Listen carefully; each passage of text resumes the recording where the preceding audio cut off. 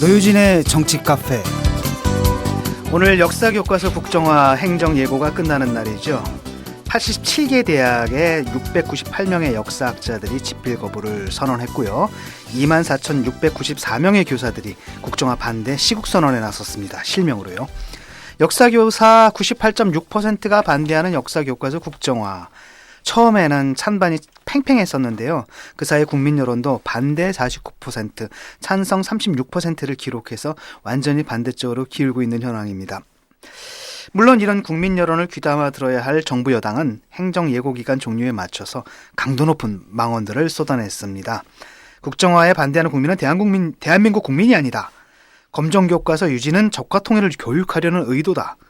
망언 전문 이정현 새누리당 최고위원의 발언이었습니다. 그 밖에도 참 많았는데 참 소개하기가 참 뭐합니다. 들으셨죠? 노 대표님이 한 말씀 하셨던데 최고위원에 대해서는. 아, 예. 대한민국에서 최고로 문제 많은 의원들. 최고위원이 아니고 최저위원 아니요? 네. 아니, 적과 통일 의도라면은 네. 나는 이 교육부가 나설 일이 아니죠. 네. 한미연합사나 국방부가 나서야죠. 그렇게 말합니다. 하여튼 이 부분 좀 짜네요. 아니 그런데 아까 그 이제 국민 여론조사 이렇게 얘기하셨잖아요. 근데 우리 그 대통령은 박근혜 대통령은 되게 중요한 문제만 여론을 참작해서 해요. 예를 들어서 청와대 키우는 개 이름 정하는 거 이런 거는 이제 국민 공모를 해서 그렇게 해서 정하는데 교과서를 국정으로 하는 거는 자기 마음대로 한다고. 그러니까 별로 중요한 문제가 아니라고 생각하기 그렇죠. 때문에. 개만도 못한 교과서. 그러니까 개만도 못한 교과서 됐어 지금. 정치 처음 시작할 무렵에 한 인터뷰 보면은 유신은 그 불가피한 그 유신체제의 선택이었는데 국민들에게 그걸 납득시키고 그 반대하는 사람이 많다 하더라도 설득시켜 나가는 그게 정치다. 이렇게 얘기한 게 있더라고요. 지금 그 짓을 지금 하고 있는 거죠. 예. 이분들 딱 보면은 참 그 이정현 새누리당 최고위원 같은 경우에는 좀 안쓰러워요. 이분 보면 이렇게 약간 마님 밑에 있는 마당쇠 같다라는 느낌일까? 내시지 거의. 그러니까 뭐 근데 이렇게 발언해가지고 이거 되겠어요? 이거 다음에 좀 문제가 있는 것 같아요. 아 그게 무슨 멸사번공의 자세로 하는 건데 자기가 국회의원 떨어지면 어때? 예. 대한민국 국민이 아니다. 그런데 이분들 논리를 딱 들어보면 이분들은 아예 그냥 지구인이 아닌 것 같아요. 논리를 쓰는 게 좀 황당한 게 뭐 김무성 또 대표도 자기 아버지 그 동상 앞에 가가지고 또 뭐 저 자서전인가 있잖아요. 회고록인가 그 헌정하고 지금 딱 그게 그거잖아요. 이렇게 아버님 제상에다 책 이렇게 헌정하는 거. 그 유행이야. 네. 참 최고존엄이 공화국 최고존엄이 그렇게 하시니까 그 밑에도 다 따라서 하는 거지 뭐. 그래서 뭐 일본의 충성의 혈서를 쓰고 일본군에 비행기를 보내고 온갖 친일을 다해도 문제가 없습니다. 나중에 교과서만 고쳤으면 애국자 됩니다. 뭐 이런 거잖아요 지금. 어쨌든 황당한 한 주였는데요. 그 밖에 또 지금 오늘인가요? 언제 되나요? 뭐가? 예고가 행정 예고? 예, 하루 남았죠. 하루 남았죠, 하루. 예. 오늘이 끝이죠. 그러니까 이제 오늘 끝나고 내일 확정해야 되는 거지. 재미있는 건 뭐냐면 이제 국민 의견을 수렴한다라 했는데 지금 대부분 다 반대 의견이잖아요. 수렴이 그거는 아직 국민들이 아직 좀 미개하고 뭘 잘 몰라서 그런 거지. 앞으로 시간을 두고 설득해 가면 돼요. 예, 어쨌든 그런 가운데 또 북한이 재밌지 않아요? 북한? 뭐라고 그랬죠? 국정화 반대한다. 국정화 반대한다. 그러니까 이게 역사적 굉장히 의미가 깊은 일인데. 그렇지. 북한에서 체제의 실패를 최초로 인정한 거예요. 그렇지. 공개적으로 그것도. 공개적으로. 자기들이. 왜냐하면 자기들이 하고 있는 걸 반대했잖아. 실패한 거잖아. 그치? 자기들은 모든 교과서가 다 국정 아니야. 근데 자기들이 모든 교과서를 다 국정으로 하고 있는데 우리 남한에서 그 역사교과서를 국정으로 하니까 반대했잖아. 그렇죠. 그 얘기는 자기 부정이지. 지금까지 자기들이 해온 정책이 잘못임을 만천하에 공개적으로 선언한 건데 이런 일이 있었나? 그렇죠. 체제의 실패를 최초로 인정한 예라고 좀 아주 귀한 우리 대통령의 굉장히 큰 업적이에요. 이거를 인정을 받은 거. 예, 어쨌든 잊지 못할 일들이 남과 북에서 지금 이렇게 얘기하면서 있습니다. 웃고 지나가야지 어떡할까요, 그럼. 예, 지금부터요. 청취자 여러분과 대한민국을 생각하는 3시간 출발해 보겠습니다. 저희는 잠시 전하는 말씀 듣고 다시 돌아오겠습니다. 여러분은 시외 갈 때 어떻게 가세요? 기차? 버스? 여기 택시로 더 편안하고 저렴하게 갈 수 있는 방법이 있습니다. 시외 장거리 운행 후 자기 사업 구역으로 되돌아가는 귀로 택시를 연결해주는 리얼 택시 이용해보세요. 전국 어느 곳이나 평균 30%에서 최대 50% 이상 저렴하게 이용할 수 있습니다. 스마트폰에서 리얼택시 승객용 앱을 다운받으면 됩니다. 예약을 하면 더욱 편리하게 이용할 수 있습니다. 콜센터 1833-8359번, 1833-8359번으로 이용 가능합니다. 시외 갈 때는 전국 어디서나 24시간 언제든지 리얼택시. 빅그린 2, 3 샴푸. 이걸 쓰면 머리카락에 힘이 생깁니다. 말도 안 되는. 제가 지난 시간에 머리카락이 힘이 생긴다고 그래가지고 말도 안 되는 소리라고 그래서 광고 떨어질 줄 알았거든요. 근데 진짜로 힘이 생긴다는 걸 증명하기 위해서 광고를 연장하였다. 좋아!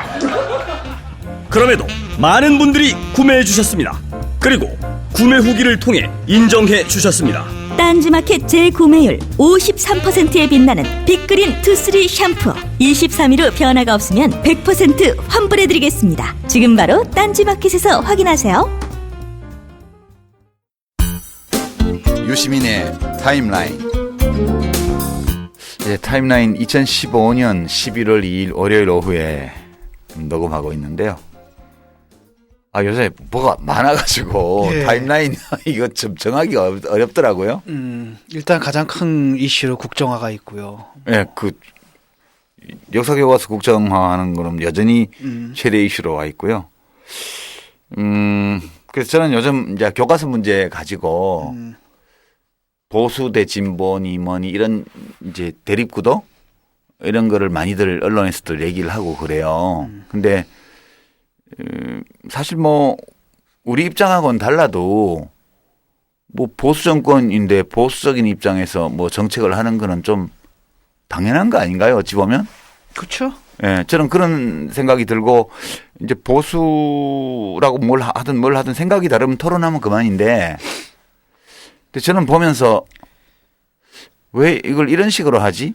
왜 반칙을 하지? 그런 생각이 많이 들어서 오늘 타임라인 주제는 반칙이라는 키워드 가지고요. 예. 정부 여당 또 돈 가진 사람들 권력 가진 사람들이 보수라는 이름을 내세우고 사실은 보수를 하는 게 아니고 반칙을 하고 있다. 이런 느낌이 많이 들어서. 그렇죠. 이 편이든 저 편이든 간에 반칙을 하면 처음엔 옐로우 카드를 받고 예. 계속 반칙하면 레드 카드를 받아야 되는데 문제는 뭐냐면 자꾸 이러다 보니까 그 반칙이 규칙의 일부가 돼버렸어요. 그렇죠. 이제는 그냥. 그래서 우리가 뭐가 반칙이고 뭐가 규칙인지를 구분하기가 굉장히 그렇죠. 우겨버리니까 이제는. 옛날에는 이제 반칙을 범하면 창피한 줄 알았는데 예. 이제는 그냥 우겨요. 너무 뻔뻔하게. 너무 뻔뻔하게 해서 왜? 당연히 그런 거 아니야? 예. 뭐 이런 식으로 나온단 말이죠. 그래서 이제 오늘 주제를 보수의 이름으로 반칙을 범하냐. 뭐 그런 테마로 해서 세 꼭지를 준비해 왔는데요. 첫 번째는 역사교과서 국정화 문제. 예.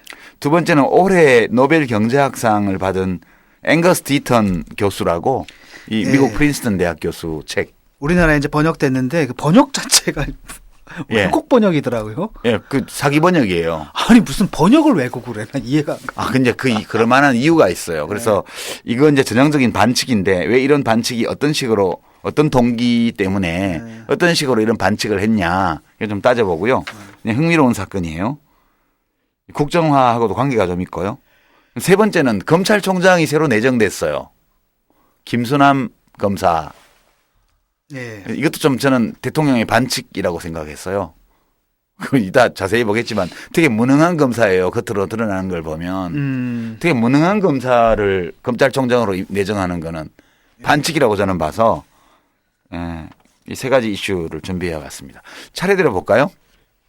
먼저 이 역사교과서 국정화와 관련된 어마어마한 사태를 보면서 이건 좀 반칙인데 그런 느낌이 드는 면 예. 이나 일이나 이런 거 좀 있지 않으셨어요? 그렇죠. 두 분 어떠세요 보시면서? 다 반칙이지 뭐. 이건 반칙이야 이런 느낌이 드는 면이 없어요? 노 대표님 보시기에는 어떠세요? 예, 제가 볼 저는 뭐 반칙도 반칙이면 제정신이 아닌 사람들이 그러니까 반칙 차원의 문제가 아니라 완전히 다른 게임하는 거잖아요. 그냥. 아니 그래도 나는 제정신이 아니라고 생각은 안 해요. 제정신이에요.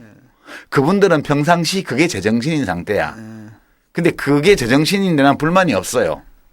근데 그런 제정신을 가지고 자기 생각을 관철하기 위해서 쓰는 방법이 수법이 되게 반칙으로 얼룩져 있다 이런 생각 때문에 우선 제일 큰 게요.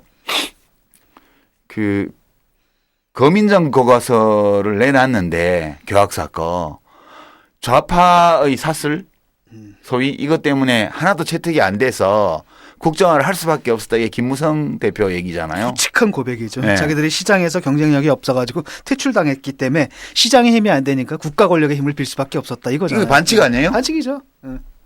난 이거 반칙이라고 보는데. 자유민주 주체에서 있어서 없는 거고 아니 무슨 국가 독점 자본주의야. 그 재밌는 거는 그 자유기업원인가 자유경제원인가 네. 이 사람들이 굉장한 그 리버로테리안이라 그래서 자유만능주의, 네. 자유지상주의, 시장 만능주의 사고 방식을 갖고 있는 거잖아요. 국가가 개입해서는 안 된다. 네. 모든 걸 시장에 맡겨둬라. 아주 극단적일 정도로 주장한 이 사람들인데 그럼요. 작은 국가. 이 사람들 교과서 문제에서는 국가 독점 자본주의야. 그렇죠. 자유민주주의도 부정하는 그러니까 거죠. 자유민주주의 자체를 자유경쟁 부정하는 체제 거죠. 자체를 네. 부정하는 거죠. 아니 뉴라이트가 처음에 교과서 문제를 제기했을 때 뉴라이트들이 했잖아요. 네. 이 신우익이라는 게 뭐예요? 시장 경쟁을 지키는 게 우익 아니에요? 그쵸. 현대 사회에 나타난 뉴라이트라는 거는 과거에 이렇게 히틀러나 이런 식으로 국가 권력을 가지고 해결을 해서 그게 올드라이트죠. 그게 올드라이트고 네. 이제 세련되게 이 소위 말하는 담론 헤게모니의 영역에서 담론 시장에서의 쟁투를 통해서 이니시어티브를 쥐고 사회를 변화시키는 게 뉴라이트의 기본이잖아요. 네. 근데 어떻게 시장 경쟁에서 졌다고 해가지고 국가 권력을 동원해서 다른 교과서를 다 없애버리고 진의 교과서만 국정교과서로 남기겠다는 발상을 하는 게 무슨 뉴라이트예요? 반칙이지 이거는? 그렇죠. 예. 그 김무성 대표가 지난 10월 중순에 이제 10월 25일경에 인천에서 그 재보궐선거 현장에서 유세를 할 때 굉장히 이제 이 나름대로 논리 정연하게 얘기를 했어요. 그 뭐 내용이 뭔가면은 요즘에 학생들이 학교를 졸업하면은 무슨 문제만 생기면 다 국가를 헬조선이라고 한다. 국가, 사회, 정부를 비판한다 이거예요. 다른 나라들이 다 한국을 부러워하는데 왜 우리 학생들은 아니 다른 나라가 한국을 부러워해? 그렇게 나와 있어요. 왜 우리 학생들은 이제 이 부정적인 그런 시각으로 이 사회와 정치를 보느냐 고 하면서 이것은 학교에서 잘못 배웠기 때문이다. 이게. 학교 교육의 문제이고 학교 교육은 역사 교과서 때문에 생긴 거라는 거예요. 그러니까 청년 실업 왜 청년들은 일자리가 없냐 이렇게 얘기하면은 그거는 교과서 때문이라는 거죠. 그러니까 이거는 미친 사람들이죠. 이거는 뭐 미친 게 아니라 그게 정상 상태라니까요. 아니 지금 좀 전에 그 기사를 봤더니 어떤 게 나왔냐면 한국의 근로자들이 독일 근로자들에 비해서 1.6배를 일하는 거예요. 그렇죠. 그러니까 1년이면 4달을 더 일을 하거든요. 근데 한국의 행복 지수가 얼마냐면은 세계에서 118위예요. 바로 우리랑 동일히 118위가 누구냐면은 팔레스타인이거든요. 팔레스타인. 그러니까 팔레스타인하고 우리나라 사람의 행복 지수가 이건데 거의 전쟁 상태에 있다는 거예요. 이게 지금 OECD에서 발표한 거예요. 발표한 건데 무슨 외국에서 우리를 부러워한다는 이게 게 웃기면 교과서 안 되고. 때문이잖아. 문제는 뭐냐면 이게 이제 이른바 헬조선이라는 것의 실체인데 이게 교과서 때문이고. 그러니까 이 세상은 지옥인데 교과서만 바꾸면 천국이 되는 거야. 그렇지. 그게 북한 교과서잖아. 그게 정신승리지. 아니 지금 김무성 대표가 그렇게 얘기하면서 교과서가 왜 이렇게 잘못됐느냐. 국사학자의 80~90%가 좌파다. 근데 사실 그 지금 국사학자들은 전부 다 국정교과서 배운 사람이니까. 그러니까 국정교과서 배우면 좌파 된다는 그 사람들 왜 그렇게 된 거야 도대체? 국정교과서를 배웠기 때문에. 아니 우리 세 사람이 다 국정교과서 세대라고 해서 이제 SNS에는 국정교과서로 배우면 진중권 유시민 노회찬 된다는 그런 멘션들이 많이 돌아다녀요. 근데 김무성 대표 얘기 아까 하셨잖아요. 네. 그 자기 주장이에요. 그런 주장하는 거 좋아요. 그러면 토론을 해야 될 거 아니에요. 그 야당에서 그러면 토론하자 하니까 토론은 싫대요. 이거 반칙 아니에요? 토론할 게 없죠. 이게 왜냐하면 이게 이제 자기들도 김무성 씨는 이제 자기 그 사적인 부분이 걸려 있어가지고 각하한테 흔쾌히 그러니까 동참하는 경향은 있지만 새누리당의 다른 의원들 같은 경우 많은 경우에는 이게 마지못해서 지금 보니까 이게 어떤 현상이냐면 교과서 문제라기보다는 1인 권력의 문제인 것 같아요. 지금 아부하잖아. 충성 경쟁하고 아부 경쟁이 막 일어나고 다른 있거든. 의원들은 빼고 오케이. 김무성 대표만 보자고요. 그렇게 무슨 교과서가 잘못됐고 정북이고 뭐고 얘기를 하면 누가 아니라고 토론하자 그러면 텔레비전 나와서 토론해야 될 거 아니야. 토론은 싫대. 이게 뭐 이 반칙 아니에요? 할 필요가 없는 거죠. 자기들은 고시만 하면 되는데 뭐하러 토론을 해. 이거지. 아니, 정권 바뀌면은 교과서 또 바뀔 거 아니냐 하니까 영원히 바뀌지 않은 교과서를 이번에 만들겠다. 난 그 얘기 듣고 이 사람들 선거 없애겠구나. 대선 안 하겠다는 얘기잖아. 아니 그럼 그거 성경책이지 그게. 그다음에요. 대통령이 교과서냐? 국정교과서를 꼭 하고 싶어 한다는 것은 국회 시정연설에서 이제 확실하게 확인이 됐잖아요. 좋다 이거예요. 나는 국정교과서를 하고 싶어 하는 대통령의 마음이 진심이라고 봐요. 막 그것까지는 내가 뭐 그건 잘못된 생각이라고 나는 믿지만 뭐 그렇다고 해서 그게 나쁘다고 생각을 안 해요. 근데 아무리 대통령이 하고 싶다고 해도 자기가 대통령이지만 그거를 추진하는 방법은 법에 맞춰서 해야 되잖아요. 근데 이거 비밀 TF 만들어 가지고 어디 교육부도 아닌 다른 데다 만들어 놓고 그 야당 국회의원들이 알고 좀 면담 좀 하자고 오니까 112에 전화해 가지고 여기 털리면 니네 문책 당한다고 그러고 이거는 이렇게 불법 비밀 조정 만들어 가지고 추진하는 거는 이거는 반칙 아니에요? 그렇죠. 예, 국정교과서를 만드는 건지 국정원 교과서를 만드는 건지. 고영호 선생님이 공작하듯이 예를 들어 밀실에서 공작하는 거잖아요. 지금. 여기서 지금 야당의 반대 논리에 대해서 그 험담하는 논리며 뭐 지금 광고. 예, 이 광고비를 광고. 이미 20억 썼대요. 그 이 TF에서 국정화 TF에서 이거 원래 행자부에 보고해가지고 절차 밟아서 TF 꾸리게 돼 있는 건데 이 절차 완전히 다 무시하고 비밀 아지트 구해놓고 몰래 활동하다가 그 문서를 전부 다 파쇄해가지고 그 문서에 보면 온갖 이상한 파쇄한 말들 많이 문서 끼워 써있더라고. 맞춰 보니까 온갖 용어들 이상한 극우 용어들 SNS 돌아다니는 그런 용어들이 다 등장한다는 거 아니에요. 정치인들 이름하고. 이거 반칙이잖아요. 정상적인 방법이 안 되니까. 대통령이 무슨 원칙의 리더십이라며. 이게 이제 비정상의 정상화죠. 비정상 이게 다 정상으로 인정이 돼버리는. 예비비 문제는 또 어때요? 지금 황교안 국무총리하고 최경환 거짓말했잖아요. 장관이. 이 사람들이 뭐 예비비를 사용을 갖다가 공개한 적이 없다고 했는데 벌써 2번 공개한 바가 있거든. 거짓말했죠. 아니 예비비를 이 교과서에 쓴다는 것도 웃기지만 그렇죠. 원래 정부 예비비는 노 대표님 뭐예요? 목적이 예측할 수 없는 어떤 재난이라든가 천재지변이라든가 이 사고라든가 이런 거에 대비한 거 아니에요 원래? 아니 예측할 수 그러니까 없는 사고를 치기 위해서. 그러니까 지금 자기들 하고 있는 일이 뭔가 법과 원칙을 다 넘어서는 어떤 비상조치라고 생각하는 거죠. 그렇죠. 예. 쿠데타니까. 아니 그러면 정부 예비비를 국정원에서 쓰는 거는 안 밝힌다고 우리가 지난번에 한번 되게 다뤘어요. 근데 정부 예비비 사용 계획을 집행하기 전에 이제 공개한 적이 없다고 이제 최경환 기재부 장관이나 국무총리가 대답을 했는데 이거 거짓말이잖아요. 예, 거짓말했죠. 그러니까 지금 예비비 사용 계획을 공개 안 하는 것도 반칙이잖아. 반칙이지 그것도. 아니 예비비 갖다 쓴 것부터 반칙이죠. 예비비 갖다 쓴 것도 반칙이지만 뭐 그렇다 치자 이거야. 박근혜 대통령이 갑자기 거짓말하는 범죄 예측할 수 없는 어떤 결단을 해가지고 정부 입장에서는 공개 안 하는 예비비 쓸 것도 수밖에 반칙이고. 없다고 치자 이거야. 그러면 그 돈을 국정화를 하기 위해서 어디다 쓴다는 얘기는 해야 될 거 아니야. 지돈이야 뭐야 이게. 반칙이지. 지금 다 이거 가지고 무슨 이상한 웹툰 있잖아요. 그 수준 낮은 웹툰 만들고 뭐 뭡니까 그 웹툰 이제. 봤어요? 노 대표님 그 웹툰 수준 보셨어요? 이하죠. 정말. 문제는 지혜 정말. 그게 국정화의 가장 큰 문제예요. 아니 웹툰들 시장에 나와 있는 거 얼마나 수준들 높고 뭐 재미있어요. 그 국정화 해가지고 국정화 웹툰 만드니까 수준이 그게 되는 거라고. 국정교과서 만드는데 수준이 있는 웹툰 나오겠어요? 그러니까 그 국정화 TF에서 만든 그 발주해서 업체에서 만들었던 웹툰을 보면 국정교과서가 보여 이미. 그러니까 그게 딱 그 수준이 되니까. 그 수준이야. 우리가 어렸을 때 보던 김일성의 침실 같은 방공 에로마나 수준이더라고. 그건 재미라도 있었지. 그거 재미없어. 그림 때문에 본 거지.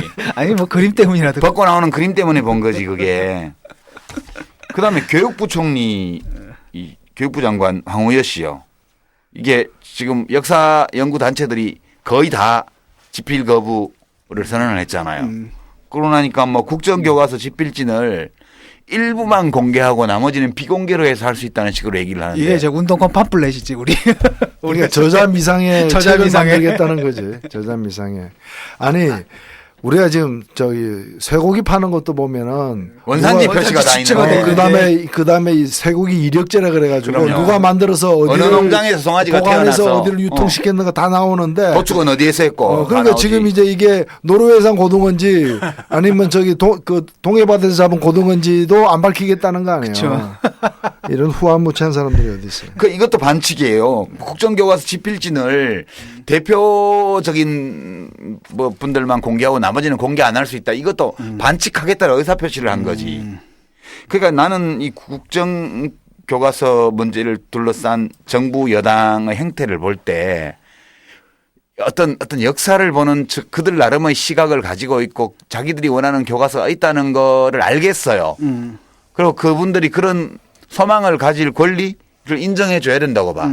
그리고 그와 같은 역사서술을 담고 있는 역사책을 추진할 권리 또 나는 보장해야 된다고 봐요. 네, 보장했잖아. 이런 식으로 하면 안 되는 거지. 이건 다 반칙이잖아. 문제는 뭐냐, 그걸 보장했고 자기들 시도를 했고 근데 시장에서 퇴출당한 거잖아요. 어찌 보면은 정상적인 어떤 방법으로는 안 되니까. 방법으로는 안 된다는 걸 스스로 이렇게 시인하는 꼴이죠. 오로지 반칙으로 일관하고 있는 이 사태를 보면서 그 이념의 보수성이 문제가 아니고 반칙을 서슴없이 저지르고 그걸 부끄러워할 줄 모르는 인간성 상실의 문제가 더 큰 거 아닌가? 이게 사실 진보 보수의 문제에서는 아니라고 봅니다. 저도 아니라고. 근데 마치 진보 보수가 대립하고 있는 것처럼 마치 좌파의 준동으로 이 문제를 또 호도하는 게 문제인데 얼마 전에 이제 아주 큰 대회가 하나 열렸어요. 전국 역사학 대회. 예, 역사학 대회. 여기서 성명이 발표됐는데 실은 이 성명은 전국 역사학 대회에 이렇게 휴하에 있는 그 여러 단체들 중에 진보 성향의 단체들이 주도하지 않았다는 거예요. 그렇죠. 오히려 좀 보수적이고 중립적인 그 학술 단체들이에요. 예, 그런 단체들이 주도해서 이걸 발표를 했는데 여기에 일부 극우 거의 깡패 수준의 그런 단체들이 난입해가지고 난동을 피운 걸 가지고 언론에서 국정교과서 사태 좌우 대립 이런 식으로 좌우가 대립한 게 아니라는 거예요. 좌우 대립이 아니에요. 정상적인 학술 행사에 깡패들이 온 거죠. 인형 깡패들이 와가지고 깽판을 친 거죠. 그 이제 앞으로 김태촌 씨가 이제 지금은 깡패 조폭 안 하나?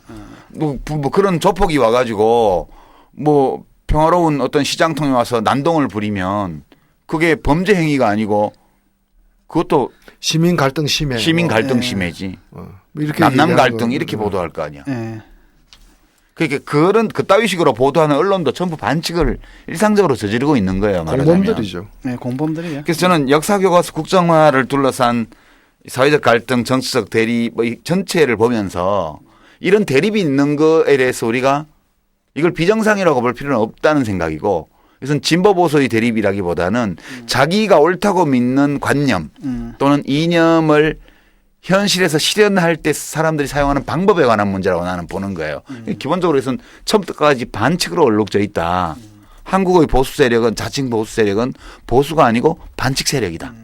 그러니까 새누리당이 보수 정당이라고 부르기도 힘들어요. 반칙 정당. 보수의 함량도 한 20%밖에 안 되고 그렇지. 나머지 한 80%는 반칙에다 극우에다가 그런 몰상식 이런 게 이제 나머지 성분들이. 자, 뭐 혹시 역사교과서 문제에 대해서 두 분 뭐 이런 반칙적 행태에 대해서 더 하실 말씀이 프레시언의 장은주라는 영산대 교수가 있어요. 내가 아는 친구인데 이 친구가 독일 유학파 출신이죠. 독일 유학파고 독일에서처럼 무슨 사회적 합의 기구를 만들자. 제안은 좋은데 그 친구가 잊어버린 건 뭐냐면 여기 한국은 독일이 아니다라는 거죠. 문재인 제안하잖아요. 그러니까 바로 그냥 쌩까버리잖아요. 저쪽에서. 이게 상황이 이렇다라는 거죠. 그래서 뭐 하버마스적인 무슨 뭐 의사소통의 합리성 뭐 이런 게 통용되는 사회가 아니라는 거죠. 노사관계 정책이나 노동 문제만 하더라도 거기는 그 본너 룬데라 그래서 그 옛날에 지금은 베를린에 있지만 옛날에는 본에 있던 연방 총리 공관 거기 집무실 거기에 라운드 테이블에 노사정 관계자들이 모여서 크리스마스 무렵에 거기서 모든 현안들을 다 얘기해서 이 사회적 합의를 도출하기 위한 기초를 만들잖아요. 그런 게 있는 나라에서 무슨 뭐가 되는 거지. 우리나라는 지금 대통령이 구중궁궐에 들어앉아가지고 아련할 수가 없어요. 지금. 처음부터 끝까지 다 반칙 이렇게 하는 사람들한테 뭐 사회적 합의를 위한 기구를 만들잖아 이런 제안이. 먹히겠냐나요. 그게 먹힐 사람들이 하면 이런 일을 애초에 안 하죠. 돼지 목에 진주 목걸이 그런 표현요. 개발의 주석편자 그런 말이 다 거기에 해당되는 말이에요. 자, 이제 여기 끝나는 게 아니에요. 이 반칙 세력이 정부 여당만 지금 새누리당하고 정부 대통령만 반칙을 하는 게 아니고요. 이 두 번째 사건으로 가져온 게 앵거스 디턴 미국 프린스턴대 교수의 저서 The Great Escape라는 저서인데요. 이게 그 한국어로 번역된 게 작년인데 여기 이 저서가 외국 이렇게 번역한 주체가 한국경제신문의 계열사인 출판사인 한경 BP라는 곳이에요. 예. 여기서 작년 9월에 이 책을 이제 출간을 했고, 그리고 이 사람이 금년에 노벨 경제학상 수상자로 결정이 되어서 이 책이 떴죠. 예, 떴는데 한국에서는 이상하게 광고가 됐어요, 그 책에. 이게 뭐 피케티에 대항하는 책이다. 네, 피케티가 피케티. 평등을 주장했다면은 디턴은 불평등을 정당화했다. 그래서 노벨상을 탔다. 이렇게 네. 광고가 됐단 말이죠. 예. 근데 사실 불평등이 좋다고 해서 노벨상을 탄 것도 아니고 이 책이 그런 주장을 하는 책도 아니에요. 오히려 이제 디턴 같은 게 거꾸로 얘기를 하고 있다고요. 미국에서 지금 불평등이 심화되고 있고 이것이 미국 경제의 미래를 굉장히 암울하게 하고 있다. 오히려 이제 반대의 지적을 한 사람이거든요. 이게 되게 재밌는데요. 이제 우선 이 책에 관한 정보를 몇 가지 제가 정리를 해보면, 이 원제가 The Great Escape, 부제가 Health, Wealth and the Origins of Inequality. 번역하면 대탈출, 건강, 부, 그리고 불평등의 기원. 이게 이제 루소 약간 패러디한 것 같네. 예. 인간 불평등 기원론이라는 루소의 그 책이 있죠. 유명한 책이. 근데 이거를 제목을 이제 대탈주나 대탈출 이게 아니고 위대한 탈출 이렇게 해놓고 내용을 엄청나게 왜곡 그 번역을 했고요. 그 번역도 왜곡해서 했을 뿐만 아니라 일부러 어떤 대목들을 막 누락시켰어요. 그러니까 순서도 바꾸고. 예, 물론 장절 순서도 바꿨고 소제목도 다 바꾸고 그렇게 했지만 제일 핵심적인 거는 자기들이 이 책을 그렇게 평행 띄웠는데 한경에서 띄웠는데 그 취지에 반하는 어긋나는 내용들을 대규모로 누락시켰다는 거예요. 번역하면서. 한 단락 통째로 누락도 시키고. 야, 어떻게 그럴 수가 있냐. 그래서 이제 이 책 번역자가 누구죠? 번역자는 말하지 말고요. 네. 이제 앞에 서문이 붙었어요. 서문이 자유경제원 현진권 원장이 아까 진 교수 얘기한 토마 피케티와 대립하는 불평등을 옹호한 그런 식으로 해석을 사람이라고 했죠. 네. 그렇게 해석한 서문을 해제를 앞에 붙였어요. 현진권 원장의 해제를. 그다음에 이제 한국경제의 정규재 씨라고 있죠. 수필. 네. 이 사람이 방송에 나왔어도 뭐 이런 얘기 많이 하고. 근데 이분은 이 책 읽고 하는 얘기도 아닐 것 같아 느낌이. 그거 읽었겠지. 이분도 뭐 경제학 전공자일 텐데. 아이 근데 근데 주로 이 두 분이 미디어에 나타나서 이 책을 근거로 해서 디턴 교수를 토마 피케티에 대한 우파의 대항마다 그렇게 선전을 해왔거든. 근데 그 디턴 교수하고 미국 프린스턴 대학교 출판부에서 원래 이 책이 프린스턴 출판부에서 나왔거든요. 한경 BP에 이제 뭐라고 요구를 했냐 하면 한국어판 판매를 중단해라. 그리고 새로운 번역본을 내라. 그리고 새로운 번역본을 낼 때는 앞에 붙어 있는 현진권 자유경제원 원장의 서문을 제거해라. 그렇게 요구를 했어요. 이건 다 확인된 사실이에요. 전부 다. 근데 이게 좀 드문 일이죠, 그죠? 이런 출판계에서 이런 정도 일이 벌어진 적은 없는 이거는 것 초유의 같아요. 일이에요.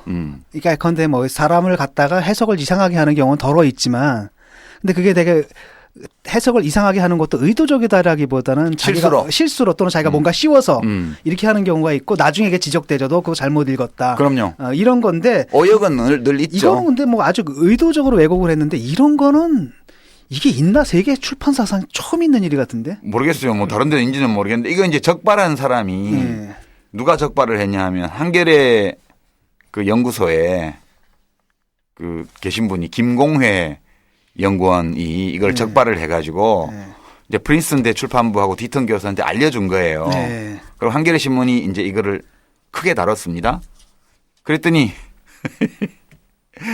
한국경제 논설, 사설 이런 데에서 별것도 아닌 일로 한겨레 신문이 트집 잡아가지고 그 동업자들 흉본다고 막 욕하는 칼럼들을 막 싣고 사설을 싣고 난리가 났어요 지금. 그래요? 그래서 이제 내용을 한번 보죠. 한 두어 군데만 제가 소개할게요. 우선 책의 원제목 이건 전부 그러니까 지금 소개하는 거는 그 한겨레 신문 김공회 이제 연구위원 그분이 이렇게 찾아낸 것들 중에 일부예요. 그렇게 이제 말씀을 드리면서 제 5장이 불평등의 문제를 다룬 건데요. 집중적으로 다룬 챕터가 물론 각부와 장의 제목도 바꿨고 이제 각 장 내에 있는 소제목들도 막 마음대로 바꿨고 그다음에 각부와 장의 편성도 임의로 많이 변경했다는 점을 전제로 해서 이거를 그 부제도 바꿨어요. 부제는 건강부 그리고 불평등의 기원인데 이거를 불평등은 어떻게 성장을 촉발시키나. 아니 이게 이 책에 이걸 주장하는 게 아니에요. 근데 완전 엉뚱한 저 부제를 갖다 붙인 거예요. 원래는 불평등을 탐구한 책인데 불평등이 성장을 촉발시킨다고 지금 왜곡을 했고요. 제 5장의 세 번째 문단인데 제가 한번 읽어볼게요. 들으시면 알 수 있을 거예요. 지난 수백 년의 초점을 맞춰 미국의 물질적 웰빙부터 이야기를 시작하겠다. 미국을 선택한 이유는 이야기가 극적이기도 하고 이 책의 중심 주제를 잘 보여주기 때문이기도 하다. 웰빙 수준이 향상될 때 모든 사람이 동등하게 혜택을 받는 것은 아니므로 빈번히 개인 간 격차가 벌어진다. 변화는 긍정적이든 부정적이든 종종 불공평하다. 여기서 끝났어요. 이 단락이. 이것만 읽어보면 그렇잖아요. 경제 발전이 이루어질 때 모든 사람이 똑같이 혜택 보는 게 아니라 격차가 생긴다는 거고 그렇죠. 그다음에 뭐 좋든 아니든 이런 발전이라는 변화가 일어날 때 불공평한 일이 좀 생기는 거는 어쩔 수 없다 이런 느낌을 줘요. 근데 바로 그다음에 이어지는 단락을 삭제해버린 거예요. 예, 이게 이제 삭제된 단락입니다. 예, 삭제된 단락을 보시면 불평등을 고찰하는 건 중요한 일이다. 그것은 우리가 삶의 개선을 어떻게 판단해야 할지 누가 이익을 얻고 누가 뒤처지는지 고찰하기 위해서도 중요하고 불평등은 그 자체적인 효과를 내기 때문이기도 하다. 만약 이때부터 중요해요. 불평등이 뒤처진 이들에게 새로운 기회를 이용하는 방법을 알려주는 식으로 작용한다면 불평등은 성장을 확산시킬 수도 있다. 요까지. 그러나 그것은 물질적 개선을 깎아내릴 수도 있고 심지어 그것을 통째로 날려버릴 수도 있다. 불평등은 뒤처진 이들의 사기를 북돋아 그들의 삶을 개선시키기도 하지만 반대로 아주 고약해질 수도 있고 이익이 소수의 수중에 너무 집중된 나머지 경제 성장을 질식시키고 경제의 작동에 차질을 빚기도 한다. 여기 그 다음 단락이에요. 예. 이거 싹 빼버린 여기서 거죠. 이 단락을 다 예. 빼버린 거예요. 그러니까 이 불평등이 생기는 것은 어쩔 수 없이 생기는 면도 있고 때로 조건에 따라서는 불평등이 사람들로 하여금 좀 더 노력하게 만드는 작용을 하기도 하지만 큰 문제를 조건에 따라서는 경제 성장 그 자체를 질식사시킨다. 이런 위험을 동시에 경고한 거예요. 그러니까 이제 불평등이 벌어지는 사회에서 사람들은 생각해 봐야죠. 우리는 어느 쪽일까? 근데 이렇게 불평등에 대해서 양면이 있을 수 있다는 지적을 한 이 문단을 통째로 날려버린 거예요. 왜곡이죠, 이거는. 그 다음에요. 그 다음에도 이제 그 삭제한 대목인데 비슷한 곳인데 이건 금융 전문가들 또는 그 금융에 종사하는 CEO들, 펀드 매니저들에 대한 얘기예요. 소득이 가장 높은 사람들 중에 잘 나타나는 다른 집단은 은행과 헤지펀드 회사의 고위 경연진이다. 이들은 아주 높은 수준의 교육을 받으며 자신이 받은 교육과 창의성을 사용해 새로운 상품을 고안한다. 모든 경제학자가 이런 새 금융상품이 상품을 만든 사람을 위해 만들어내는 수익에 부합하는 사회적 가치를 갖는가 하는 문제에 의견이 일치하지 않는다. 여기까지 번역을 해놨어요. 그러니까 펀드 매니저들이나 금융 CEO들이 굉장히 높은 연봉을 받는데 그들이 연봉값을 하냐 안 하냐에 대해서는 사람마다 의견 차이가 있다. 그런 뜻이에요. 그 다음 단락을 보셔요. 이제 여기에 이 저자인 디턴 교수가 어느 쪽인지를 말해주는 거예요. 다만 지금까지 나타난 금융혁신 중에서 마지막으로 쓸모 있었던 것은 현금 자동화 기기였다는 ATM이었다는 볼 폴크의 언급에 동조하지 않기는 어렵다. 동조한다는 거죠. 은행가와 금융가에게 그들의 사회적 인센티브를 과장되게 만드는 사적인 인센티브가 있다면 우리는 지나치게 많은 은행업과 금융업을 가지고 있는 것이고 여기에서 만들어지는 불평등을 방어하는 것은 불가능하다. 무슨 쉽게 해석하면 이런 거예요. 은행가와 금융가 그러니까 은행 금융기관 CEO나 펀드 매니저들이 스스로 자기 연봉을 결정하기 때문에 일을 자꾸 만든다는 거예요. 근데 이 사람들이 자기 연봉을 높이기 위해서 만들어내는 일들이 소비자한테 쓸모가 있다는 증거가 없다는 거예요. 그 쓸모 있는 거 현금 자동화 그러니까 기기. ATM 기기 들어온 게 한정됐잖아요. 한 20년 넘는다고요. 그 이후로 뭐가 있었냐? 그러니까 한 20년 전 이후로는 쓸모 있는 금융 개혁을 한 적이 없다는 거예요. 그러면서 또 연봉은 100만 달러, 500만 달러씩 받아갔는데 그러니까 디턴 교수가 이 금융 부문의 CEO들의 엄청난 연봉에 대해서 매우 부정적인 평가를 한 거거든요. 그치. 이걸 다 날려버린 거예요. 번역하면서. 거기서 나온 그 불평등을 정당화하는 것은 참 어렵다. 그렇지. 그 얘기잖아 지금. 그게 빙빙 돌려서 얘기를 했지만 지금 현대사회 문명국가에서 산업국가에서 벌어지는 이 금융버블이 사람들의 삶에 도움을 주는 게 아니라 그냥 거기 CEO들이나 펀드 매니저들의 연봉을 올리기 위한 도구로 쓰이고 있는 거라는 지적을 한 건데 이걸 다 날려버린 거예요. 그렇죠. 근데 이제 이거는 이제 여러분들이 한겨레 신문을 참고하시면 알 수 있는데요. 도대체 한국경제신문의 출판사업부 말하자면 자회사인 한경BP는 이제 뭐 때문에 이렇게 제목도 왜곡하고 내용도 엉터리로 번역을 하고 그러면서 자유경제원 현진건 원장의 말도 안 되는 서문을 앞에 갖다 붙이고 이거 왜 했을까라는 거예요. 왜? 이거 진짜 반칙이잖아요. 번역 이렇게 하면. 범죄죠 이거는. 이거는 뭐 부실 번역이 아니고 오역 이런 게 아니라 고의적인 거죠. 예, 내용을 바꿔놨잖아요. 왜곡이죠, 이거는. 범죄죠. 어느 수준에서 얘기가 됐을까요? 왜냐하면 사실 그 번역을 시키게 되면 사람 번역자는 빼놓은 게 아니라 기본적인 게 번역을 다 해야지 완역을 해야지 어떻게 빼놓을 수가 있어? 그건 말이 안 되잖아요. 네, 이 번역자는 그냥 그 하청을 받아서 한글로 간주하고 여기서 특별히 문제 삼지 않고요. 네, 그런 것 같아요. 예. 내가 볼 때도 그러니까 하청 수준인 것 예. 같고. 자, 근데 한국경제신문 출판부인 한경BP가 왜 이렇게 했을까? 이건 의도적인 오역이거든요. 예. 왜곡이거든요. 무슨 동기가 있을 거 아니에요. 뭘 것 같아요. 이념적 동기죠, 뭐. 그렇죠. 그러니까 불평등이 자꾸 이렇게 그 재생산되고 있는 상황이 이제 자기들은 그 감추고 싶은 것이고, 또 그 피게티가 얘기하는 그것을 갖다가 지금 다른 걸로다가 부정을 하고 싶었던 거죠. 그렇죠. 그러니까 일단은 피케티 물타워, 붐이 있었잖아요. 네. 피케티 붐이 있었고 그다음 전 세계적으로 또 좌파 정치인들이 떠오르거나 이런 게 있고 그다음에 또 다른 한편은 얼마 전에 신문에 나왔지만 우리나라도 자산 불평등이라는 게 엄청나거든요. 예. 왜건데 뭐 인구의 50%가 2%를 놓고 막 경쟁하는. 예. 하위 50%는 2%밖에 안 가지고 그러니까요. 있다. 예. 그런 것들이 이제 그 계속 사회적인 현상으로 나타난 게 헬조선과 같은 젊은이들 사이에서 그런 어법들이란 말이죠. 근데 이런 번역 이걸 반칙을 받아치기 위해서. 저지른 회사가 하필이면 왜 한국경제신문 자회사일까? 아니 그 경제신문이 뻔하잖아요. 내가 볼 때는 한국경제신문이야말로 조중동 저리가라의 그 뭐랄까 이데올로그라 해야 되나? 이건 신문이 아니에요. 그러니까 무슨 당기관지 같거든요. 이 사람들은. 이게 주인이요. 한국경제신문 주인이 네. 주식이 제일 많은 게 현대자동차예요. 그래요? 네. 그냥 재벌 신문이네. 네, 그다음에 이제 그 한 3분의 1 정도는 정경련 회원사 130개가 그리고 집단적으로 가지고 그러니까 있어요. 경제신문이라는 게 이제 보통 이 어디로 들어가냐면 이게 기업들이 있잖아요. 예. 이런 데다 들어가거든요. 이렇게. 그 기업의 교과서예요. 이게 대기업에. 그러니까 그냥 기업도 아니고요. 제일 주식이 많은 회사가 현대자동차, 삼성, SK, LG 이렇게 대한민국 랭킹 넘버 4, 빅4 회사들이 대주주고요. 우리 사주가 뭐 한 5% 미만 있고 나머지는 또 다 정경련 회원사들이 집단적으로 보유하고 있는 거라 이거 재벌 한국 신문이고 대자본의 스피커라고 보면 되는 거죠. 집단적 이익을 대변하는 스피커예요. 이 신문이. 그러니까 국정교과서를 만들려는 동기나 이 책을 만든 동기나 거의 같은 거죠. 그렇죠. 네. 왜곡을 통해 가지고 지금 이제 현실을 호도하는 거죠. 그러니까 반칙이죠. 아니 이 사람들이 뭐 그런 이념을 갖고 있다는 거 이거 저는 뭐 탓하고 싶지 않아요. 누구나 사람은 자기 이익에 부합하는 이념을 가지게 마련이니까.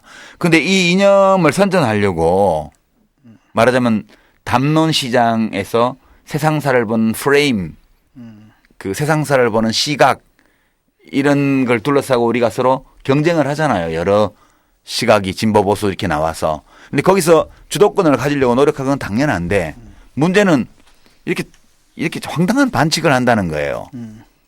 그러니까 저자의 견해가 편향적이라고 보고 예. 이제 번역하는 과정에서 이렇게 그 첨삭이라거나 또는 새로운 이렇게 선문을 갖다 앞에 넣음으로써 균형 있고 올바른 이제 그리고 좌편향된 예. 디턴 교수의 저서를 예. 바로 잡은 건가? 예, 바로 잡은 거죠. 좌편향된 걸 올바른 번역이죠. 이제 이게 이런 이게 올바른 번역이죠. 번역이에요. 이제 국정교과서의 미래를 볼 수 있는데, 근데 앞에 서문을 이제 프린스턴 대학하고 디턴 교수 쪽에서 삭제하라고 요구했던 서문을 쓴 자유경제원의 현진권 원장. 이 좀 궁금하지 않으세요? 어떤 분이에요? 우선 자유경제원이 어떤 기관 단체인지에 대해서 우리 진 교수는 정확히 아세요? 그 전경련 회장단 의결로 만들어진 거 아닌가요? 맞아요. 그래, 예. 예. 전경련 원래 부설 연구기관이죠. 그러니까 재벌들의 자유기업센터로 예. 생각을 대변하는 이데올로그들을 예. 이데올로기를 확산시키는 일종의 이데올로그들의 집단으로서 만든 게 이제 그거라고 생각하는데. 그러니까 재벌 스피커예요. 그렇죠. 재벌 스피커인데 지금은 자유경제원인데요. 이제 이 자유경제원이라는 이름을 가지게 된 거는 2012년도부터고 그전에는 자유기업원이었어요. 자유기업원이요. 근데 자유기업원 그러니까 기업 대변자처럼 보이잖아. 그래서 자유경제원으로 외연 확대를 위해서 바꾼 거예요. 그 자유기업원이 되기 전에는 자유기업센터였어요. 이름이. 여기 이제 공병호 씨가 초대 소장을 할 때가 자유기업센터 시절이고요. 예, 이분 아주 그냥 유명한 분이죠. 그 장기의 자유 판매를 허용해야 된다고 막 주장했던. 뭐 이제 울트라 리버럴인데요. 하여튼 자유기업센터는 1996년도에 그 한국경제연구원이라고 이거는 또 정경련 그 큰 회사들이 돈 내가지고 만든 경제연구소거든요.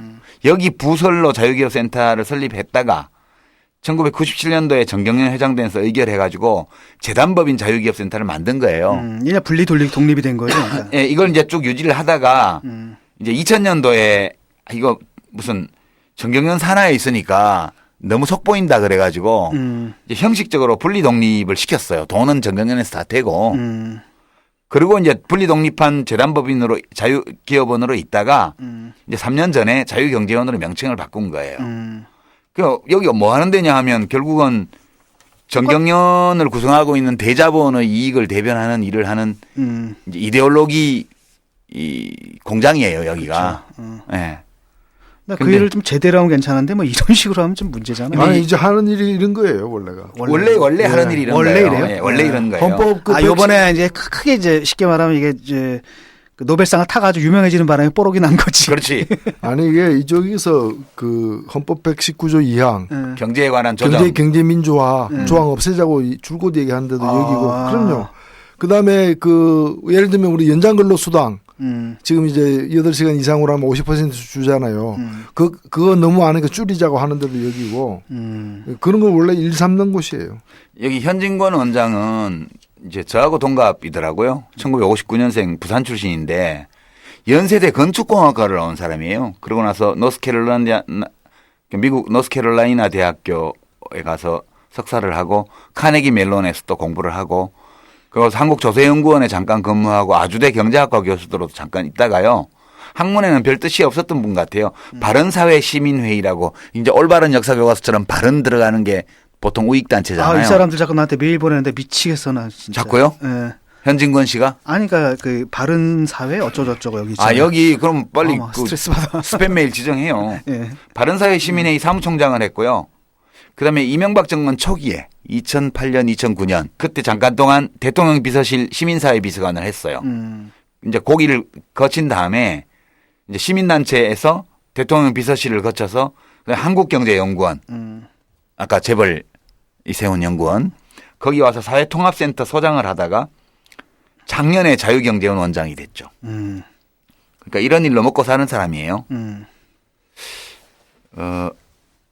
말 나온 김에 요 최근에 자유경제원 사무총장이 떴죠. 김무성 씨가 띄웠죠.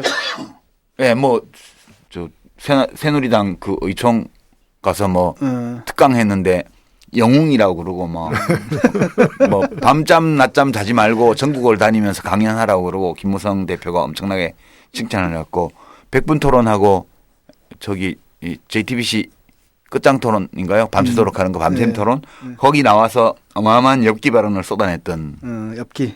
예. 여기가 이제 그 역사 교과서만 문제가 아니고 모든 교과서가 다 작용화되어 있다. 이제 다 모든 교과서를 다 국정화해야 되고 네. 역사 교과서 이제 출발이 불가하다 이렇게 네. 얘기한 사람이. 그러니까 이제 이 사회 교과서 같은 데는 노동법 이런 거 지금도 별로 안 가르치지만 그래도 약간 들었잖아요. 노동 3권 이런 거. 이거 다 없애야 된다는 거예요. 그다음에 뭐 무슨 전태일 열사 이런 사람을 인물로 이렇게 묘사한 다 좌편향이고 다 그런 거예요. 재벌 총수들은 별로 등장 안 하고 뭐 박정희 대통령도 비중이 너무 적다 이런 주장을 하는데 이게 이제 이런 얘기인 것 같으니까 사회 교과서다라고 한다면은 이 시점 경제를 바라보는 시점을 누구의 시점으로 하느냐라는 거죠. 그러니까 전경련의 교과서를 만들고 싶은 그러니까 거죠. 전경련의 관점에서 예컨대 재무제표 읽는 방법 뭐 이렇게 얘기를 하는 거예요. 그러니까 쉽게 말하면 인구의 대다수는 다 노동자가 되는 거잖아요. 그런데 이 사람들의 시선을 뭘로 하냐면 자본가한테 자본가의 시선을 주겠다. 이런 식으로 교과서를 고쳐야 된다. 이게 이제 이 사람들 주장이죠. 네. 아니, 그냥 기업인 입장에서 서술하는 게 아니고 우리나라 재벌들 있잖아요. 그러니까 우리나라 재벌들 그러니까 그것도 뭐, 문제가 되는 정경유착에 무슨 온갖 범죄 행위 다 저지르는 그런 걸 정당화하는 그런 시각이죠. 그러니까 이 전희경 사무총장은 그 바른사회시민회의 저 현진건 원장이 사무총장 할 때 그 밑에 정책실장을 했고요. 그다음에 이 사람이 한국경제연구원 사회통합센터 갔을 때는 그 밑에서 정책팀장을 했고요. 그다음에 자유경제원 원장으로 오니까 사무총장으로 데리고 온 거예요. 그러니까 현진건 자유경제원 원장의 실무자예요. 네, 그러니까 부록토록 따라다니는 분이네. 네. 그러니까. 부록, 별책부록, 뭐 책속 부록인지 모르겠지만 따라다니는데 재밌는 게 이화여대 행정학과 출신이고요. 이화여대 대학원에서 행정학 석사를 했는데 제가 이제 검색을 해보니까 이게 정보가 거의 없어요. 이력에 대해서. 근데 1999년 11월 29일자 이대 학보, 이화여대 학보에 저 석사 2학기에 들어간 전희경 씨가 이화여대 대학원 학생회장에 당선됐다는 기사가 있더라고요. 이때가 이제 투표율이 하도 안 나와가지고 투표율 하한선을 없애고 했던 첫 선거라고 그래요. 단독 출마해가지고요. 26.2% 투표율에 96.2% 찬성으로 대학원 학생회장을 했더라고요. 그러니까 좀 활발하게 활동한 사람인데 최근에 뭐 그 극우 세력 또는 뭐 무슨 수컷닷컴 뭐 일베 이런 데 스타로 등극해가지고 소개 좀 해드렸습니다. 자, 이거 완전 반칙이에요. 그죠? 이러면 안 되죠.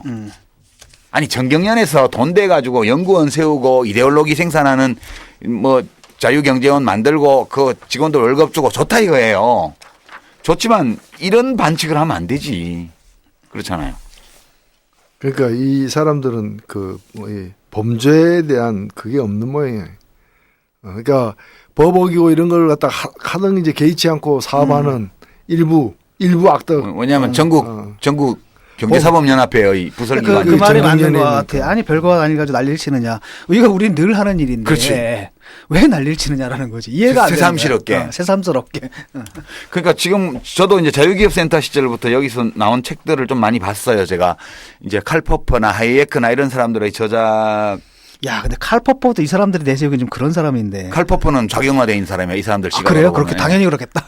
근데 최근 자유기업센터 시절에 그래도 공병호 씨가 칼퍼퍼 책을 번역을 해냈는데 직접 번역한 건 아니지만 여하튼 소장하면서 그것도 좀 검토해봐야 될 것 같아요. 지금 저는 그냥 믿고 하이에크 책이며 퍼퍼 책을 다 읽었는데 번역본을 여기서 나온 거를 이제 이 사람들이 하이에크 인용하는 것도 그런데 하이에크가 이 사람들이 생각만 그 정도는 아니거든. 그 정도 아니거든. 칼퍼퍼는 더더욱 아니거든. 더더욱 아니고. 제대로 된 시장의 자유를 갖다가 이렇게 정통하게 이렇게 외치려면은 이 교과서 국정화 같은 걸 반대를 해야지. 그러니까 하이에크나 이 칼퍼퍼는 국정교과서는 절대 반대하는 사람들이야. 있을 수 없는 일이죠. 그렇죠. 이 사람들 제일 싫어하는 게 바로 그거지. 그렇죠. 전체주의. 원래 이 자유주의자들은 저도 이제 리버럴 자유주의자인데 이제 저는 그냥 정부는 꼭 해야 될 일을 잘해라 그런 입장이에요. 근데 이 울트라 리버럴들은 정부는 무조건 일을 하지 말아거든. 정부는 무슨 일이든 되도록 적게 할수록 좋다. 그런 게 기본적으로 이 자유주의자들이잖아요.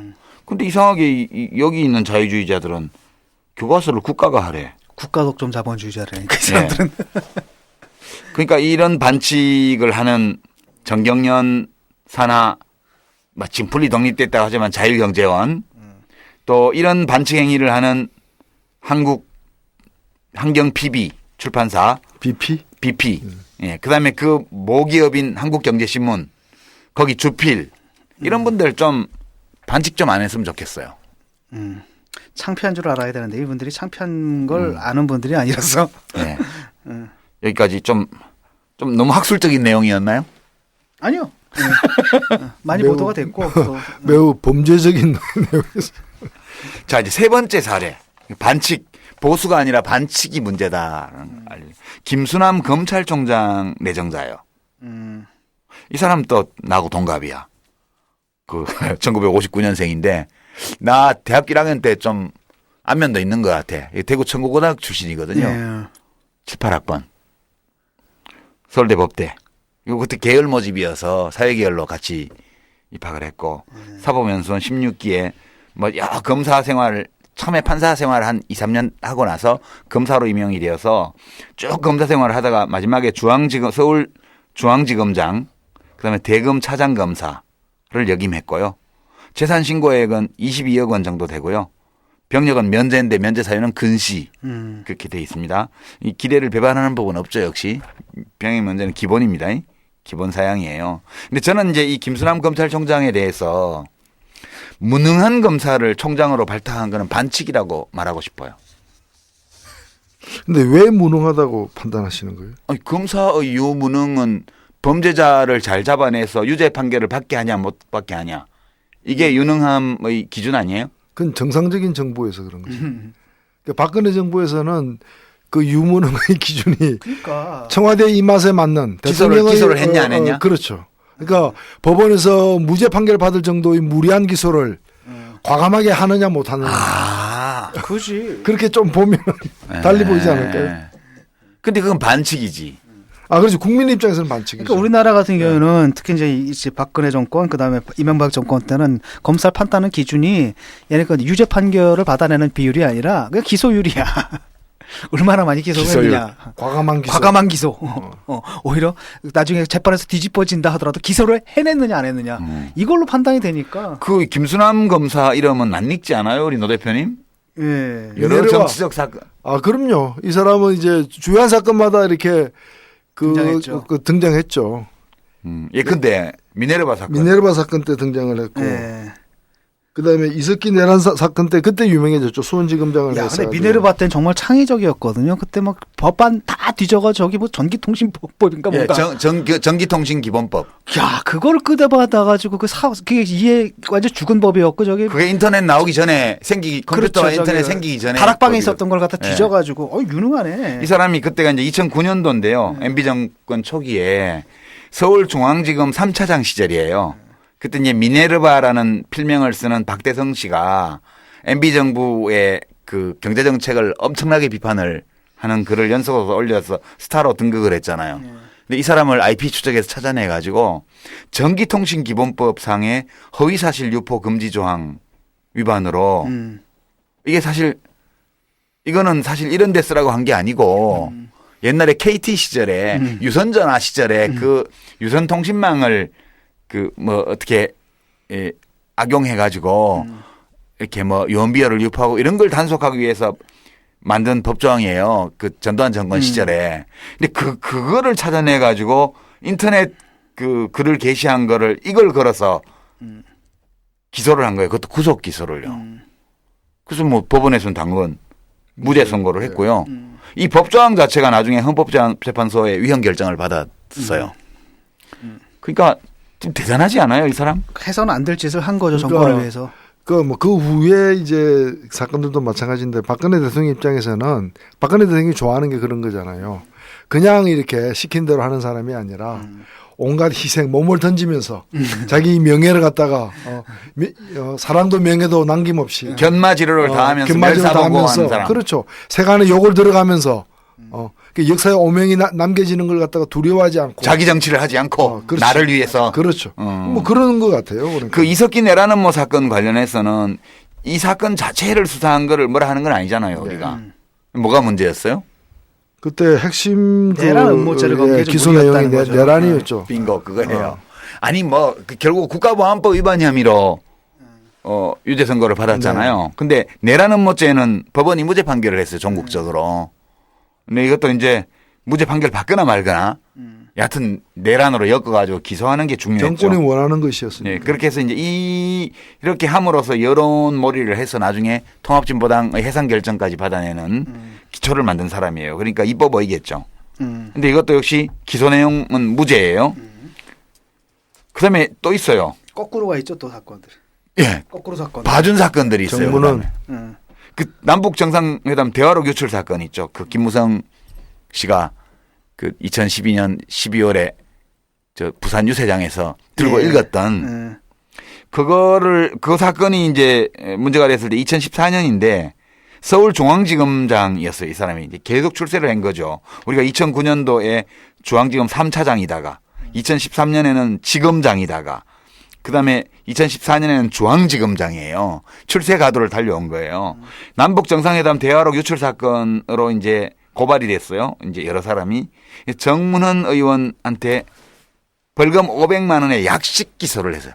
약식 기소란 건 원래 죄는 되나 너무 가벼워서 정식 재판까지는 갈 필요가 없는 거. 이거 약식 기소하는 거예요. 아니 나는 웃기는 게 아니 뭐 인터넷에 또 듣보잡이라고 했는데도 정식 기소됐거든요. 난. 아니, 듣보잡이라고 했는데 정식 기소가 됐는데 아니 이런 거 왜 약식 기소야? 난 국가 이해가 안 기밀 가. 문서를 누출해도 약식 기소예요. 이런 거는 이제 되게 봐준 거죠.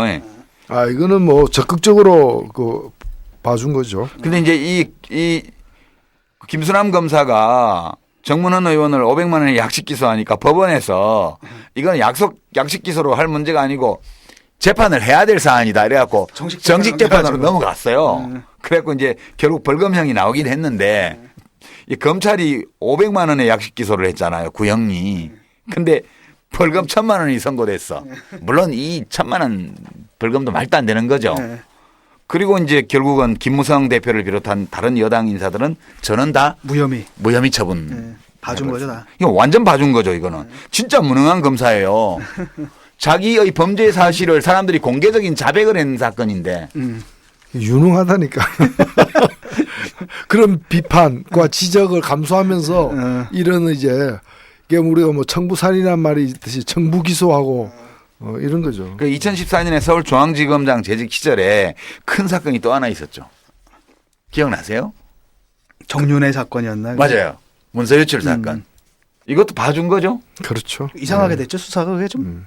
이게 이제 이때 서울중앙지검에 형사 1부하고 특수 2부 두 군데를 가동을 해서 수사를 했는데요. 이거는 이제 서울중앙지검장 시절에는 자기가 직접 한 건 아니고 수사를 지휘한 거죠. 이 사람이 지검장으로서. 그러니까 도둑이야 이렇게 소리 질렀더니 도둑질 했냐는 조사 안 하고 심야에 소리 지른 이유 그것만 조사한 거지. 예, 그렇게 해가지고 이제 정윤회 씨 등등 십상시들의 국정 개입 의혹은 완전 외면해버리고 문건 유출 경위만 수사를 했어요. 그래서 박관천 경정이랑 행정관, 그다음에 조응천 공직기강 비서관을 기소를 했어요. 근데 박관천 씨는 뭐 유죄 선고가 났지만 조응천 공직기강 비서관은 법원이 무죄를 선고해 버렸어요. 그러니까 이 김수남 검사가 직접 수사했거나 기소했거나 수사 지휘한 중요한 사건들 몇 개만 이렇게 살펴봤는데 대부분이 다 핵심 혐의는 무죄이거나 또는 죄가 없거나 경미하다고 봤지만 법원이 유죄 선고를 했거나 이런 거예요. 그러니까 검사의 실적으로 보면 실적이 정말 형편없는 검사거든. 점수로는 그렇죠. 근데 이래도 되는 거야? 대학에서 신입생을 이런 식으로 선발하면 부정 입시로 난리가 날걸? 그러니까 지금 이제 박근혜 정부가 내년에 총선이 있고 내후년에 대선이 있는데 뭐 대선까지는 이제 아직 시간이 많이 있습니다만은 이제 임기 말에 들어서면서 정상적인 능력 있는 검찰총장을 원하지 않는 거죠. 어떻든 자기를 갖다가 이렇게 거의 뭐 이렇게 그 이 준사법기관의 경호실장처럼 자기를 갖다가 보호해 줄 사람 그걸 찾다가 이렇게 된 거니까 제가 볼 때는 그 이 검찰의 후배들이 있죠. 예. 향후에 검찰총장이 한번 되어서 뭔가 뜻을 펴보고 싶다 이런 후배들에게 어떤 사인을 줄 것 같아요. 이제 김수남처럼 이렇게 살아라. 그렇죠. 그래야 미래가 있다 이제 그런 신호를 주는 거죠. 이 검찰총장 되는 게 그렇게 좋은가 이런 식으로 발바닥 핥아가지고 자기들은 이제 그 뭐 그렇게 발바닥이 아니라 뭐 발 뒤꿈치를 헬타서라도 검찰총장 해보고 싶다는 사람들이 있는 거죠. 이래. 야, 좀 슬프다 이거는. 뭐 근데 여기만 그런 게 아니잖아. 이러니까 이제 우리가 헬조선 얘기가 나오는 거죠. 아니 그러니까 이 검찰총장 검사로서 이 수사 실적이 이렇게 형편없는 사람을 검찰총장으로 이제 기용을 했다는 것은 완전히 정치적인 인사고. 이 사람들이 그 정치적인 거죠. 그러니까 쉽게 말하면 사회적으로 볼 때는 사회적 전체적 관점에서 볼 때는 무능하지만 정권의 차원에서 굉장히 유능한 그 사람이에요. 반칙이지. 대통령이 그렇게 하면 반칙인 거지. 예컨대 기소해서는 안 될 사람들을 갖다 무리하게 기소하잖아요. 정권의 입맛에 맞춰서. 기소해야 될 사람들은 다 봐주잖아요. 이처럼 정권에 충성하는 사람이 없고 자기 몸이 망가져 가면서까지도 아니 자기 실적 깎여가면서까지도 이렇게 충성하는 사람이 욕먹어가면서. 그렇죠. 얼마나 좋아. 그러니까 능력 있고 공정한 그리고 정의감에 투철한 검찰총장이 나올 수가 없는 박근혜 거죠. 대통령에게는 가장 위험한 사람. 가장 위험한 사람이죠. 예. 그러니까 저는 이제 총체적으로 오늘 세 건을 봤는데요. 아, 돈 있는 사람들이 뭐 돈 자랑하는 거 좋다 이거예요. 응? 그리고 부자들이 하는 그런 횡포에 대해서 비판하는 사람들에 맞서서 자기 이데올로기를 만들고 전파해줄 사람들 돈 줘서 고용해서 하는 거 좋다 이거예요. 또 박근혜 대통령이 내가 대통령으로서 정부 권한이니까 역사교과서 국정화 하겠다. 뭐 이해할 수 있어요. 그거는. 뭐 그런 생각은. 그다음에 뭐 자기들이 자기들 입장을 좀 대변해 주는 어떤 책을 만났을 때 그걸 좀 띄우려고 하는 거 나 이해돼요. 또 검찰총장도 기왕이면 내 마음 좀 잘 알아주는 사람을 뭐 기용하고 싶다 이것도 이해할 수 있어요. 그러나 그것도 어느 정도가 있는 거고 그 정상적인 방법으로 그걸 추구를 해야지 이런 식으로 권력 가지고 돈 가진 사람들이 다 이렇게 반칙을 하면 그래서 헬조선이라고 나오는 거지 무슨 교과서가 잘못돼서 헬조선이 나오는 거예요? 이게 박근혜 대통령이 말하는 비정상의 정상화죠. 이 비정상, 이 모든 것들을 그나마 이제까지 비정상이라고 얘기를 했는데 요즘 이 정권 들어오면 그 비정상이 정말 정상인 것처럼 그러니까 여겨진다니까. 비정상을 정상으로 바꾸는 거를 소위 사람들은 비정상의 정상화라 그러는데 박근혜 대통령이 생각하는 비정상의 정상화는 비정상을 정상적인 현상으로 보도록 그렇지. 만드는 거야. 반칙을 원칙으로 만드는 정치죠 이거는.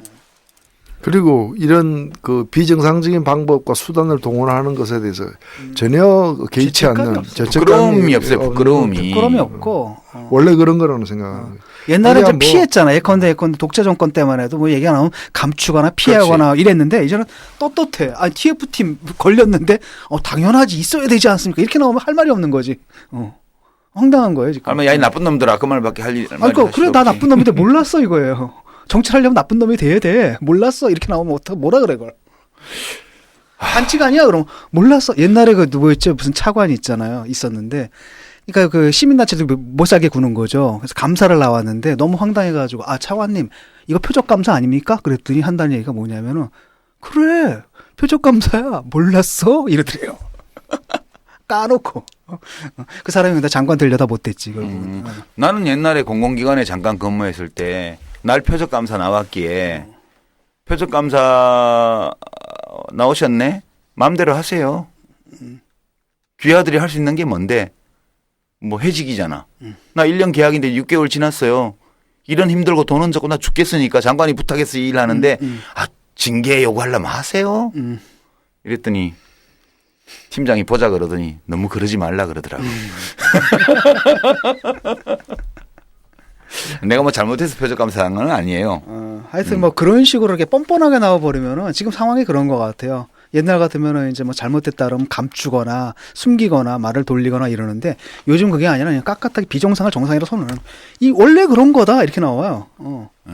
그러니까 난 이제 이렇게 반칙 행위를 스스럼없이 저지르면서도 부끄러워할 줄 모르는 이런 자들을 보면서 이것을 자꾸 보수 진보의 문제로 바꿔서 이야기하는 이 시각을 우리가 좀 바꿔야 되지 않겠냐. 그렇게 이제 말씀드리고 싶고요. 이제 90% 역사학자들이 좌편향되어 있다. 이 김무성 대표의 말은 이렇게 대답해 주고 싶어요. 그 황광호 시인이 쓴 글 중에 나오는 대목인데 제가 직접 본 거랑 누가 인용한 거 봤어요. 이제 버스 운전기사의 지나치게 과격한 우회전은 승객들의 머리를 좌경화시키는 경향이 있다. 필연적으로. 아니 이런 식으로 국가 운영을 하고 사회 운영을 하니까 우리가 자연에서 받은 기본적인 도덕적 직관과 정의감을 가지고 있는 사람들이 어떻게 이 정부, 이 사회에 대해서 긍정적인 생각을 가질 수 있겠어요? 이게 참 이게 좌광우도라 그러나요? 그러니까 눈이 왼쪽에 치우쳐 있으면 광어고 오른쪽 같은 있으면 도다리고. 도다리인데 이게 도다리 정권이잖아요. 그러니까 자기들이 오른쪽으로 가 있거든요. 그러니까 중간에 있는 사람들이 몽땅 80% 이상이 좌로 보이는 거야. 그렇지. 이게 문제라는 거지. 아, 도다리 정권이구나. 도다리 정권이래. 도다리 그러니까 정권. 칼라 TV를 보니까 사람들이 사회가 혼란스럽다는 거지. 그러니까 흑백 TV로 봐야 된다 이거지. 예. 그렇구나. 아, 그 광어는 바닥에 붙어 있을 때 광어 입장에서 눈이 오른쪽으로 있고 광어 입장에서 우리가 볼 때는 왼쪽이 있는 거지. 도다리는 바닥에 붙어 있으면 도다리의 입장에서 이제 왼쪽에 있고. 그래요? 그러니까 뭐에서 하여튼 좌도 우광이래매. 몰라. 하여튼 왼쪽 도다리, 오른쪽 광어래매요. 아, 근데 우리 그러니까 도다리 광어를 잘 구분하자고요.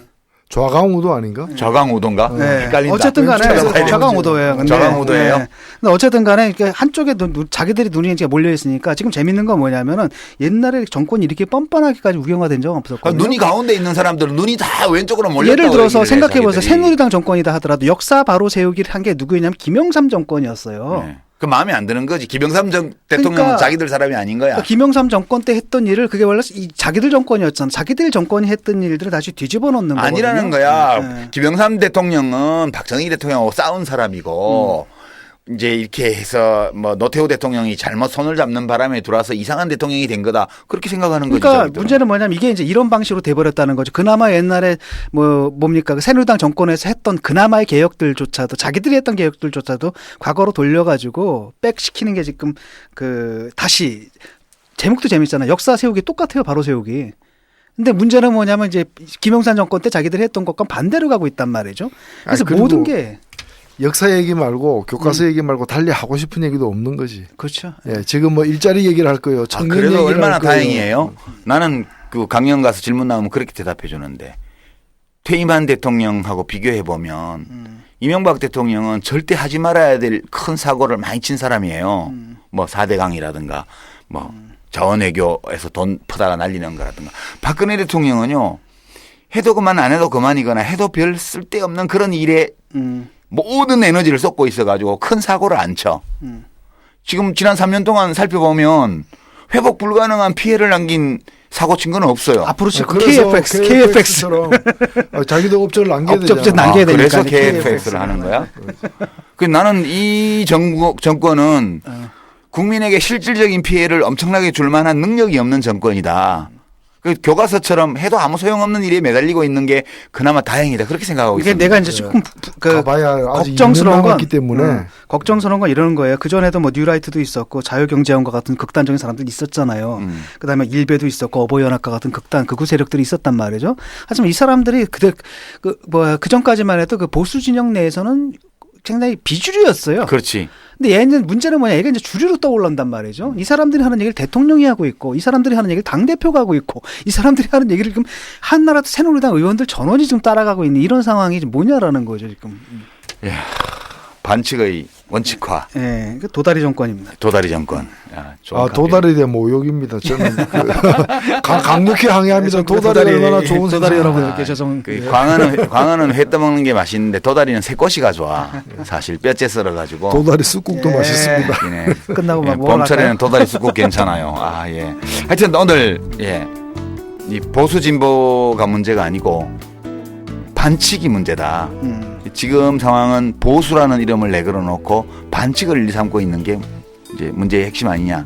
이런 점에서 보수 진보의 뭐 갈등이라는 이런 현실과 어긋나는 이 인식들 이런 걸 한번 교정해 봐야 되지 않을까 하는 뜻에서 서로 다른 사례 세 가지를 뭐 그런 키워드를 가지고 오늘 타임라인에서 정리해 봤습니다. 말이 되는지 안 되는지 모르겠는데.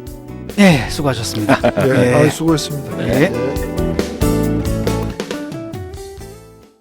건축주의 철학과 개성을 닮은 집을 추구하는 목조주택 전문기업 꿈꾸는 목수가 정치카페를 후원합니다.